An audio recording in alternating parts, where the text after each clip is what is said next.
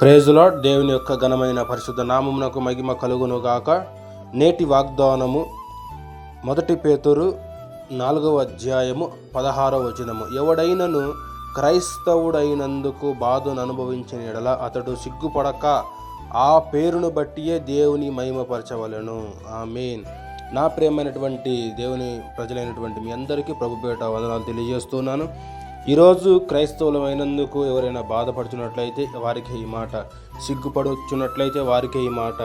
క్రైస్తవులమైనందుకు మనము దేవుని యందు నమ్మిక ఉంచి ఆయనను మాత్రమే గణపరిచే వారిగా ఉండాలి. మనము ఇది ఒక గొప్ప ధన్యత ఎంచుకోవాలి. ఎందుకంటే నిరీక్షణ లేని వారిగా కాకుండా మనము నిరీక్షణ కలిగిన వారిగా ఉన్నాము.